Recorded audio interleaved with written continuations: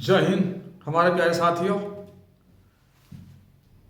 आशा करते होंगे आप लोग बहुत स्वस्थ होंगे और अपने अपने कामों में व्यस्त होंगे, पढ़ाई लिखाई मन से कर रहे होंगे। चलिए, मैं एनसीईआरटी क्लास 6 क्लास का मैं आप लोग के बीच चैप्टर नंबर 3 लेकर आया हूँ और उसका ऑब्जेक्टिव, जो कि मैं इसका थ्योरी पहले पढ़ा चुका हूँ। अगर आप मेरा पहला क्लास आज देख रहे हैं तो कृपया प्लीज आप जाके मेरा इससे पहले का क्लास देखें। जब तक आप थ्योरी नहीं देखेंगे तब तक आपको क्वेश्चन समझ में नहीं आएगा, ऑब्जेक्टिव। चलिए, मैं आज पढ़ाने वाला हूं दोस्तों आप लोग को ऑब्जेक्टिव यानी कि एमसीक्यू क्वेश्चन। ठीक है दोस्तों, मैं इससे पहले आपको थ्योरी पढ़ा चुका हूं और आज मैं ऑब्जेक्टिव पढ़ाने जा रहा हूं। ठीक है, चलिए देखिए, बिना समय गवाए मैं एक बात कहना चाहता हूं।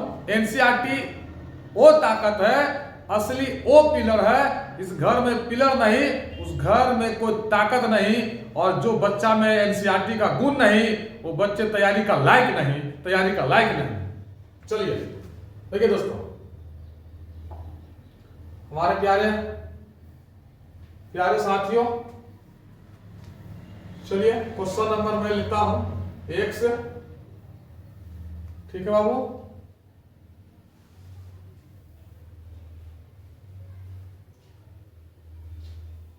चलिए देखिए, प्रश्न संख्या 1 है, नमक और रेत के मिश्रण को अलग किया जा सकता है? 1 मिनट।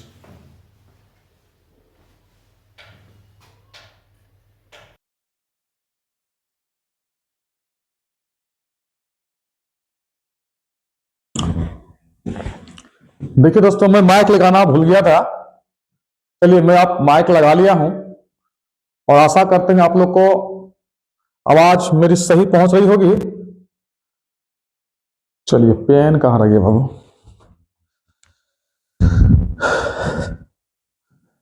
चलिए क्वेश्चन नंबर 1 लेते हैं। क्वेश्चन नंबर क्या है? 1। चलिए थोड़ा इसको मैं मोटा कर लेता हूं। ठीक है,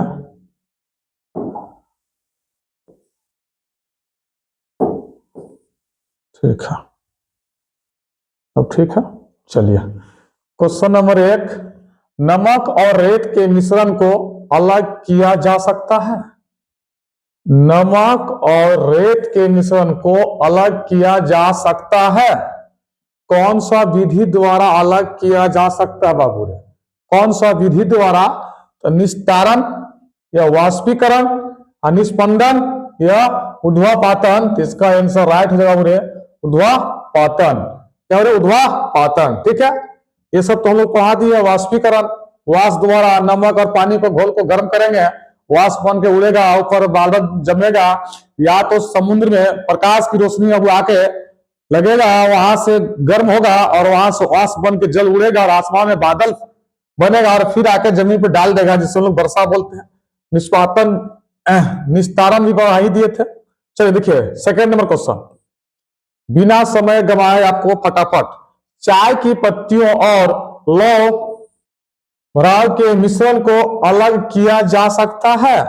तो कौन सा विधि द्वारा अलग किया जा सकता है बाबू रे? कौन सा विधि द्वारा अलग किया जा सकता है? चलिए तो देखिए क्या है, निस्पंदन नहीं होगा, वाष्पीकरण, पृथकीकरण या चुंबक।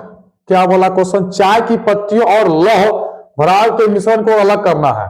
तो अगर कोई भी लोहा पदार्थ को अगर निकालना है चाय के पत्तियों से टुकड़ों में छोटा छोटा, तो क्या करेंगे? चुंबक भी विधि कर सकते हैं अपना, ये भी तो विधि है। चलिए, राइट आंसर चुंबक हो जाएगा दोस्तों। चलिए next question, question number 3, 1 billion को कहा जाता है, 1 बिलियन को कहा जाता है जिसमें अधिक पदार्थ नहीं घुल सकते, जिसमें अधिक पदार्थ नहीं घुल सकते हैं, उसे क्या कहते हैं? जिसमें अधिक पदार्थ नहीं घुल सकते हैं, क्या कहते हैं? क्रिस्टलीकरण या संतप्त विलयन, हमें लगता है यही होगा। और ख नंबर ये राइट आंसर हमारा हो जाएगा। ठीक है, आसवन विधि नहीं है, इनमें से कोई नहीं है। ठीक है ना, संतप्त विलयन, क्या बोले, संतप्त विलयन। क्लियर है। चलिए क्वेश्चन नंबर 4 लेते हैं। गेहूं से कीड़ों को अलग किया जाता है। गेहूं से कीड़ों को अलग किया जाता है कौन सा विधि से? ये हाथ से चुनकर, या छानकर, या चुंबक द्वारा, इनमें से कोई नहीं। बताओ बोले किसके द्वारा क्या आता है? अब बताएंगे। चलिए, तो हाथों से चुनकर किसके द्वारा? तो नहीं, देखिए क्वेश्चन, गेहूं से अलग कीड़ों को, तो हमें लगता है हाथ से चुन करके। क्या बोले, हाथ से चुन करके होगा, हाथ से चुन करके। और मैं ये कहना चाहता हूं, जो मैं पीछे सारा क्लास में आप लोग को ऑब्जेक्टिव में करा दिया हूं, कृपया आप वहां से सारे ऑब्जेक्टिव को बढ़िया तरीका से रिवीजन कर ले। ठीक है, अगर आप इस सारे क्वेश्चन को पीडीएफ फॉर्म में अगर आप लेना चाहते हैं तो मेरा टेलीग्राम में जुड़े, और मोबाइल नंबर इसमें है, उस पर व्हाट्सएप करें मैसेज, आपको टेलीग्राम पे या व्हाट्सएप के द्वारा आपको पीडीएफ प्रोवाइड करा दी जाएगी हमारे टीम के द्वारा। ठीक है दोस्तों, चलिए इसका राइट आंसर क्या होगा? हाथ से चुन करके। अगर गेहूं से कीड़ों को अगर अलग करना है तो हाथ से चुन के करेंगे बोले। ऐसा नहीं जो उसके लिए मशीन लेकर आ जाएंगे और मशीन में गेहूं को कीड़ा अलग किया जाएगा, ऐसा कुछ भी नहीं संभव है। चलिए क्वेश्चन नंबर 5। बड़ी मात्रा में नमक को पानी से घोला जा सकता है। 5 नंबर क्वेश्चन बोले, बड़ी मात्रा में नमक को पानी में घोला जा सकता है, गर्म करके या कोयला बनाकर या आइसिंग करके, इनमें से कोई नहीं। तो बताओ इसका आंसर क्या होगा? इसका आंसर बताइए, आप कमेंट करते रहिए। गर्म करके बोले, गर्म करके पानी को हम लोग खत्म कर देंगे, उड़ा देंगे, और जो बच जाएगा हमारा वो नमक बच जाएगा। क्या बचेगा बोले? नमक बच जाएगा। क्या बचेगा बोले? नमक। जो बचा हुआ रहेगा वो नमक कहलाएगा। क्लियर है। चलिए, आशा करते हैं आप लोग समझ रहे होंगे। क्वेश्चन नंबर 6 लेते हैं। किसी भी मात्रा में पदार्थ को नहीं घोल सकता। किसी भी मात्रा में पदार्थ को नहीं घोल सकता। क्या ठोस, या पानी, या गैस, वाष्प? अब बताइए किस मात्रा में बोले? तो इसका राइट आंसर हो जाएगा पानी। क्या बोले? पानी। पानी होगा। पानी किसी भी मात्रा में पदार्थ को नहीं घोल सकता। अगर यहाँ होगा क्या होगा? यहाँ हो जाएगा पानी। क्या बोले? पानी। पानी किसी भी मात्रा में पदार्थ को नहीं घोल सकता। किसी भी पदार्थ को क्या पानी घोल सकता है? नहीं घोल सकता दोस्तों। ठीक है, चलिए हमारे प्यारे साथी, प्यारे बच्चे लगे रहे हैं। एक गाना सुने हमें भोजपुरी में, लागल है राजा जी मामला पट जाई। लगे रहिए एनसीईआरटी के पीछे, मामला सट जाएगा और आपका जीवन का तकदीर, रास्ता बदल जाएगा, बदल जाएगा, बदल जाएगा। चलिए, जहां एनसीईआरटी वहां सब कुछ। नौकरी का हर सेंटर एनसीईआरटी, हर नौकरी का सेंटर एनसीईआरटी, सॉरी। चलिए 7 नंबर। एक खेत में अनाज से भूसी अलग की जा सकती है। एक खेत से अनाज से जो भूसी है, जो अब खेत से अनाज से भूसी, या गेहूं से भूसा, या धान से भूसा को अलग किया जाएगा, तो कौन सा विधि लगाएंगे? दर्जी के द्वारा है, पंसारी के द्वारा, या चौकीदार के द्वारा, या किसान के द्वारा? तो किसके द्वारा अब अलग किया जाएगा? ये सब आप लोग सही सलामत समझ गए होंगे, किसान के द्वारा। क्योंकि दर्जी के द्वारा तो कपड़ा सिलाई कर सकते हैं, क्या ये कर सकते हैं? दूर नहीं, ये भी नहीं कर सकते हैं। और पंसारी के द्वारा ये भी कर सकते हैं क्या? नहीं, ये तो जड़ी बूटी बेचने का काम करते हैं। चौकीदार के द्वारा नहीं, ये थाना को रखवाली कर ले, यही बहुत है इनके लिए। ठीक है बाबू, चलिए किसान के द्वारा। किसके द्वारा? किसान के द्वारा। खेत में जितने भी भूसा को अगर किसी अन्न से, अनाज से बाहर करने का काम करते हैं तो किसान ही करते हैं। चलिए, आशा करते होंगे आप लोग भरपूर मात्रा में समझ रहे होंगे। चलिए, मैं आप लोग के बीच क्वेश्चन नंबर 8 लेके आ रहा हूं। और दोस्तों अच्छा लगे, ठीक लगे तो शेयर, लाइक और सब्सक्राइब जरूर करें, क्योंकि मैं आप सबके लिए बहुत मेहनत करता हूं और सारे एनसीईआरटी का जो बुक है वहां से मैं कोशिश करता हूं जो प्रत्येक क्वेश्चन में आपको बीच लेके आ सकूं। ठीक है दोस्तों, चलिए 8 नंबर। क्या है बोले 8 नंबर। एक मक्खी बैठने के कारण से बोर्ड में लिख नहीं पाते हैं, तो उसको उड़ाना ही पड़ता है बोले। भूसा जो डोट है हवा द्वारा उड़ाया जाता है और अनाज के ढेर से थोड़ी दूरी पर एक अलग ढेर बनाता है। कौन सा बोले?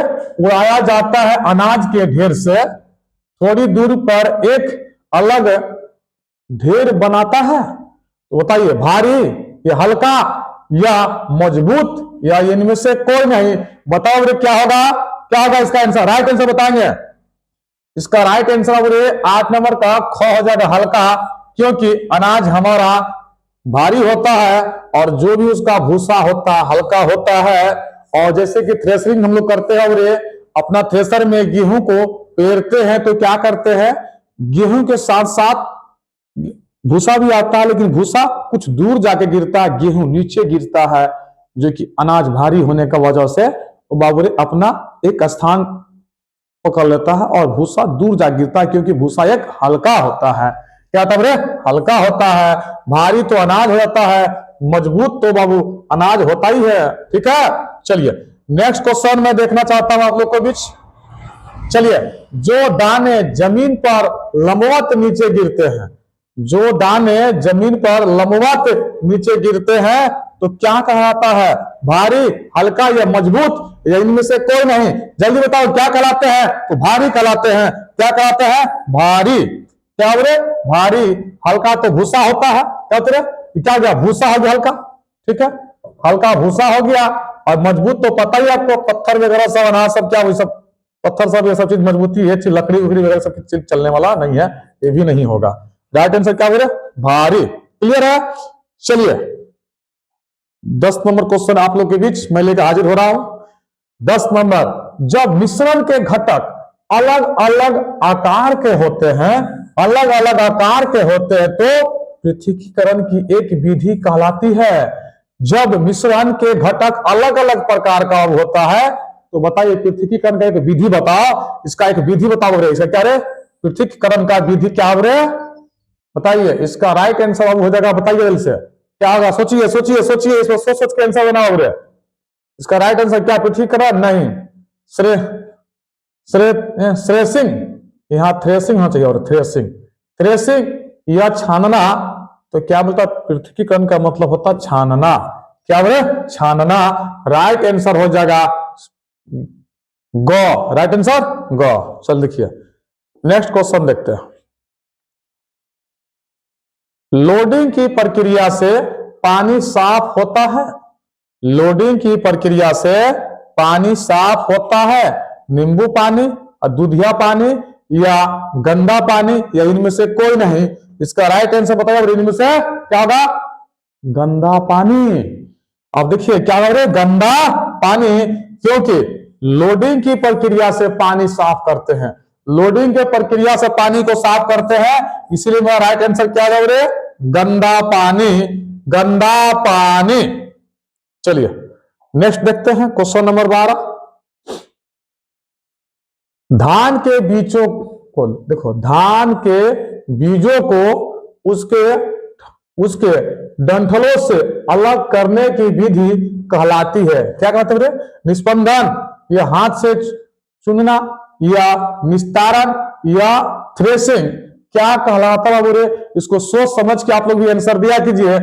तो ये कहलाते हो निस्पंदन तो होगा नहीं, उड़ाने काम करता, हाथ से तो चुनना है नहीं, चुनना है क्या? वहां चुनने काम नहीं करता बोले। निस्तारण भी नहीं होगा, ये भी नहीं होगा, ये भी नहीं होगा, तो क्या हो जाएगा? थ्रेसिंग हो जाएगा। धान के बीजों को उसके डंठल से अलग करेंगे तो थ्रेसिंग द्वारा।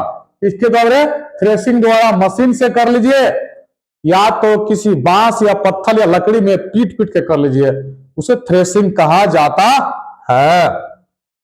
क्वेश्चन नंबर 14, नमक के मिश्रण से समान नमक प्राप्त किया जाता है।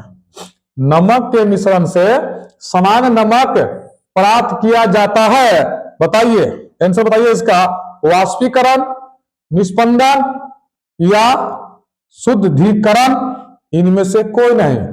बताइए क्या होगा आंसर इसका? सोच सोच के आंसर आप लोग देते रहिए और कमेंट भर भर के करते रहिए। इसका राइट आंसर क्या बोले? शुद्धिकरण। शुद्धिकरण बोले क्या होगा? शुद्धिकरण। नमक के मिश्रण से अगर किसी समुद्र के किनारे में हम सब जो हमारे कंपनी हो या फैक्ट्री के लोग हो या कोई भी लोग हो, समुद्र का पानी जब आता है उसको क्यारी के जैसा घेर देते हैं, उसमें पानी जमता है। जमने के बाद उस पानी को हम सब क्या करते हैं बोले? उस पानी को लेके कारखाना तक पहुंचते हैं। उस पानी से उस नमकीन पानी का, समुद्र वाला पानी का कारखाना में ले आकर के जमा हुआ का उसको हम लोग केमिकल द्वारा या और किसी अन्य प्रक्रिया द्वारा उस नमक को तैयार करते, तो जाकर नमक खाने के लायक होता है, हमारे दुकानों तक, तब हमारे घर तक पहुंच पाता बाबू। ठीक है, आशा करते होंगे समझ गए होंगे शुद्धिकरण। ठीक है रे? चलिए क्वेश्चन नंबर 14, पीने के पानी को किस प्रकार शुद्ध किया जाता है? क्या हो रहा है? पीने के पानी को किस प्रकार शुद्ध किया जाता है? किस प्रकार पीने का पानी को हम लोग शुद्ध करते हैं बुरे? इसको बताएंगे पीने के पानी को शुद्ध कैसे करते हैं। ठीक है, तो देखिए, हंस चयन द्वारा नहीं, थ्रेसिंग ये तो होगा ही नहीं, थ्रेसिंग द्वारा, वाष्पन तथा संघनन द्वारा, इनमें से कोई नहीं, वाष्पन तथा संघनन द्वारा, संघनन द्वारा, संघनन द्वारा। क्लियर दोस्तों? अब देखिए 15 नंबर क्वेश्चन, एक उदाहरण लीजिए कि घर में निस्पंदन का उपयोग कहाँ किया जाता है। एक उदाहरण लीजिए कि घर में निस्पंदन का प्रयोग या उपयोग कहाँ किया जाता है। तो सरसों के तेल और पानी को निस्पंदन का उपयोग करने के लिए, चलिए इसको देखिए, इसका ऑप्शन तो नीचे जा रहा है दोस्तों। हाँ, यहाँ सारा ऑप्शन है। क्वेश्चन नंबर 15 का क्या दिया? एक उदाहरण लीजिए जिस घर में निस्पंदन का उपयोग कहाँ किया जाता है। निस्पंदन का प्रयोग कहाँ किया जाता है बाबू रे? ठीक है, तो कहाँ किया जाता है? सरसों के तेल और पानी को निस्पंदन का उपयोग करके अलग किया जाता है, या चावल से भूसी को निस्पंदन द्वारा अलग किया जाता है, या दूध से पनीर को निस्पंदन द्वारा अलग किया जाता है। हमें लगता है सी, गौ नंबर आंसर होना चाहिए। क्या हो रहा है? गौ नंबर 15 का आंसर बताओ रे। 15 का आंसर गौ नंबर ही होगा। क्या बोले? गौ नंबर। दूध से पनीर को निस्पंदन द्वारा अलग किया जाता है, अलग किया जाता है। चलिए नेक्स्ट क्वेश्चन लेता हूं मेरे प्यारे बच्चे, मेहनत करो बाबू दिल से। चलिए, ऐसा नहीं जो नंबर किसी का पीछे पड़ के नंबर मांगने के चक्कर में मेहनत करेंगे। ठीक है ब्रो? माइक चल रहा है, ठीक है, क्योंकि मैं पढ़ा रहा था, मेरी माइक बंद हो चुकी थी और आवाज आ ही नहीं रहा था, चला पता मैं कुछ बोल ही नहीं रहा हूं। मेरे बच्चे कमेंट कर रहे हैं सर कुछ, तो सर बोल नहीं पा रहे आप।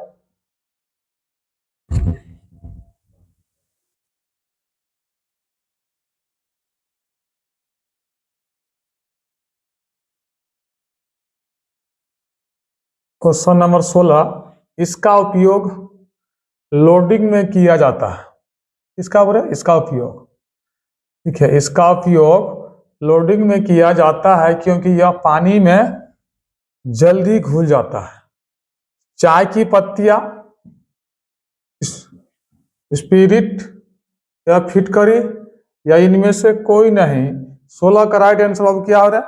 16 का राइट आंसर बताइए। 16 का फिटकरी हो जाएगा। क्या हो रहा है? फिटकरी हो जाएगा। इसका उपयोग लोडिंग में किया जाता है तो क्योंकि यह पानी में जल्दी घुल जाता है। क्या घुलता है? तो फिटकरी घुलता है जल्दी से पानी में।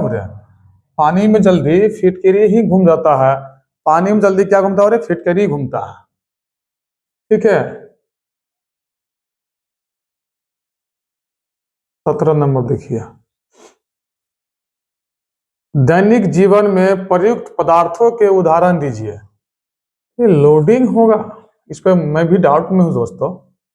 ठीक है, या इसका उपयोग सेविंग में किया जाता है तो फिटकरी की पत्ती है। चलिए देख लेते हैं इसको, कोई बात नहीं। दैनिक जीवन में प्रयुक्त पदार्थों के उदाहरण दीजिए। दैनिक जीवन में प्रयुक्त पदार्थों के उदाहरण दीजिए। क्या है दैनिक जीवन में? चीनी है, साधारण नमक है, या गेहूं है, या सभी है? क्या बोल रहा? ये सभी हो जाएगा। क्या बोल रहा? ये सभी। चीनी होगा, साधारण नमक भी होगा, गेहूं भी होगा, ये सभी हो जाएगा।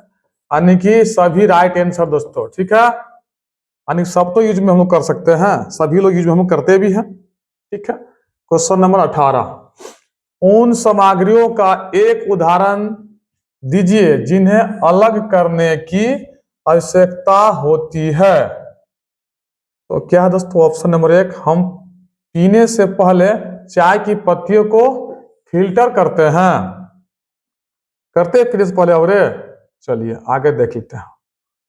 18 का ऑप्शन यहाँ 1 है। ठीक है ना, चलिए और भी ऑप्शन है इधर।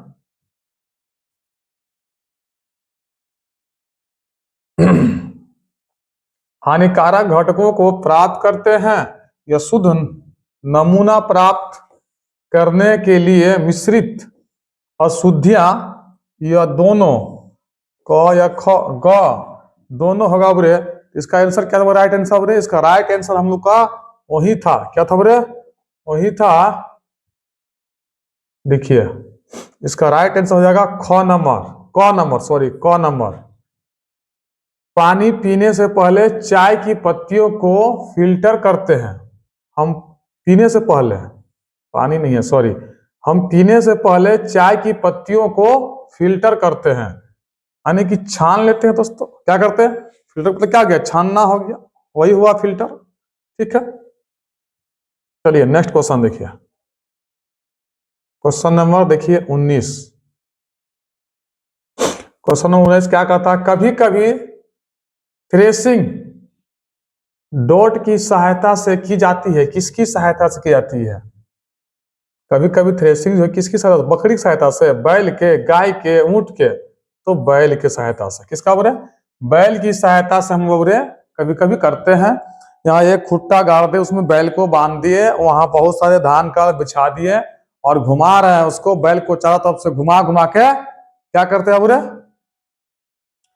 हम दौनी कर देते हैं और पूरा अनाज एक तरफ और लेरवा एक तरफ होता था। चलिए देखिए 20 नंबर का उपयोग बड़ी मात्रा में अनाज की थ्रेसिंग, क्या बोले? थ्रेसिंग होगा, ग्रेसिंग है, थ्रेसिंग के लिए भी किया जाता है। क्या बोलता है?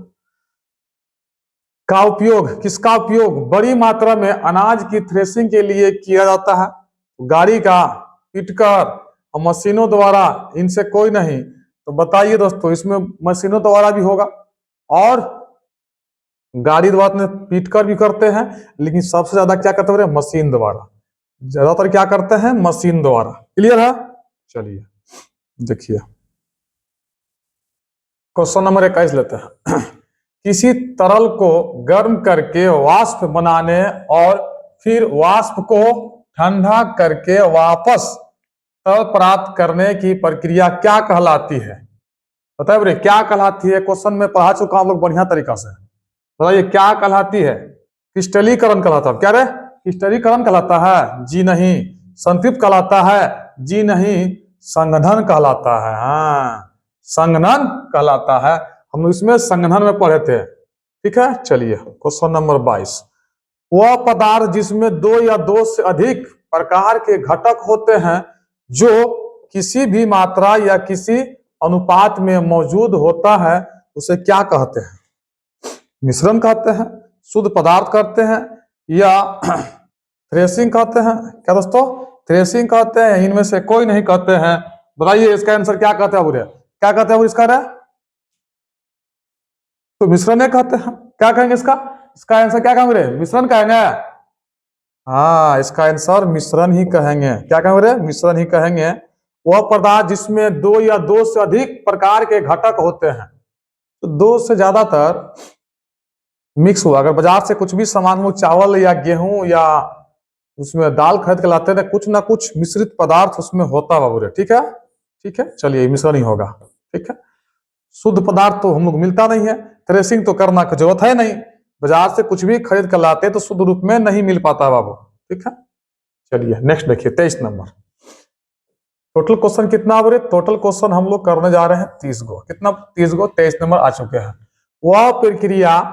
वह प्रक्रिया जिसके द्वारा वांछित घटक प्राप्त करने के लिए मिश्रण बनाने वाली अवांछित घटकों को हटा दिया जाता है तो क्या कहलाता है? बाबू क्या कहलाता है? कृपया सोचेंगे और समझेंगे, क्वेश्चन को हल करेंगे। अब अलग करने की प्रक्रिया को छटाई पृथक्कीकरण कहेंगे, पृथक्कीकरण कहेंगे बोले। ख नंबर इसका राइट आंसर। लोडिंग अलग चीज है, निस्पंदन अलग है, मिश्रण अलग है, ठीक है।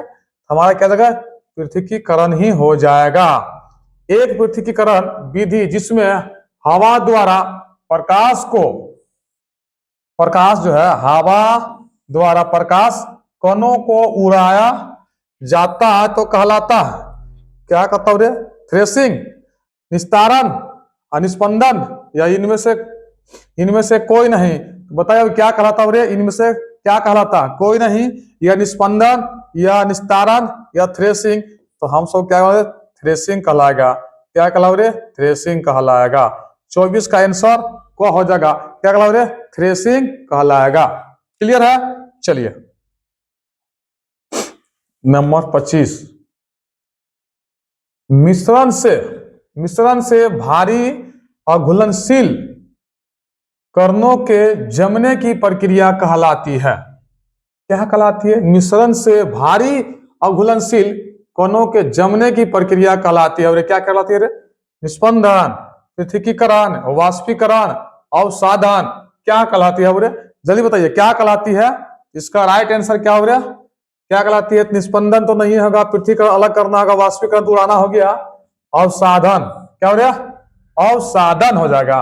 घ नंबर क्या आंसर है? राइट आंसर घ नंबर। चलिए देखिए नेक्स्ट 26 नंबर। तलछट। क्या है? तलछट को परेशान किए बिना स्पष्ट तरल को स्थानांतरित करने की प्रक्रिया को क्या कहते हैं? क्या कहते हैं इसको? ऊर्ध्वापातन, या लोडिंग, या निस्तारण, या इनमें से कोई नहीं। क्या कहते हैं? इसका ऊर्ध्वापातन कहेंगे कि लोडिंग कहेंगे कि निस्तारण कहेंगे? तो हम इसे निस्तारण कहेंगे। क्या कहेंगे? निस्तारण कहेंगे। ठीक है दोस्तों, हमारा YouTube चैनल को लाइक और सब्सक्राइब करते चले बेहतर लगे तो, और आगे भी जो बच्चा पढ़ना चाहता है उसे आप कृपया जोड़ें और उन्हें शेयर करें ताकि वो फिर और बच्चे को पास भेज सके हमारा वीडियो को और पढ़ सके दोस्तों। ठीक है, चलिए 27 नंबर क्वेश्चन देखिए। वह प्रक्रिया जिसमें कणों के अवसादन की दर को बढ़ाने के लिए घोल में अघुलनशील छोटे छोटे निलंबित कणों को भारी बनाया जाता है। क्या दोस्तों? भारी बनाया जाता है तो क्या कहलाता है? क्रिस्टलीकरण, या लोडिंग, असंतृप्त, या इनमें से कोई नहीं। क्या कहलाता है? क्या कहलाता है इसमें से? कोई नहीं, या क्रिस्टलीकरण, या लोडिंग। तो क्या कहेंगे? लोडिंग कहलाएगा। क्या कहलाएगा? लोडिंग कहलाएगा। क्या कहलाएगा? लोडिंग कहलाएगा। क्लियर है? चलिए 27 नंबर हो गया। यहाँ 28 की बात करते हैं दोस्तों।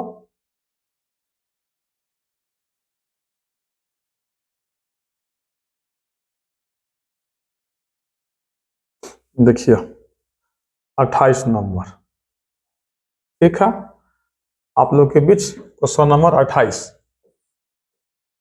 फिल्टर पेपर के माध्यम से तरल को प्रभावित करके तरल से अघुलनशील ठोस को अलग करने की प्रक्रिया को क्या कहा जाता है? प्रक्रिया को क्या कहा जाता है? ठीक है दोस्तों, वाष्पीकरण, या निस्पंदन, या पृथक्कीकरण, इनमें से कोई नहीं। इसका राइट आंसर हो जाएगा निस्पंदन। क्या हो रहे? निस्पंदन। क्लियर है? चलिए क्वेश्चन नंबर 29। किसी भी नमक को उसके घोल से पानी निकालकर अलग करने की प्रक्रिया कहलाती है। अलग करने की प्रक्रिया क्या कहलाती है? तो पृथक्कीकरण, निस्पंदन, या वाष्पीकरण, इनमें से कोई नहीं। क्या कहलाती है बोले? तो इसको हम लोग वाष्पीकरण कहेंगे। क्या कहेंगे? वाष्पीकरण कहेंगे। क्योंकि किसी भी नमक को उसके घोल से पानी की निकालकर अलग करने की प्रक्रिया क्या कहलाती है? वाष्पीकरण। अगर कोई भी नमक और पानी को घोल करके अगर उसको उष्मा दिया जाए, उसमें हीट दिया जाए, या किसी चूल्हे पर या किसी गैस पर चढ़ा के आंच लगा दिया जाए, सारे पानी वाष्प बन के उड़ जाएगा, सिर्फ नमक बच जाएगा उसमें। चलिए दोस्तों, ठीक है, उसे कहेंगे हम लोग वाष्पीकरण। क्या कहेंगे? वाष्पीकरण। क्लियर है? चलिए आज का लास्ट क्वेश्चन, ठीक है, 23 नंबर क्वेश्चन है। क्या हो रहा है? 23 नंबर।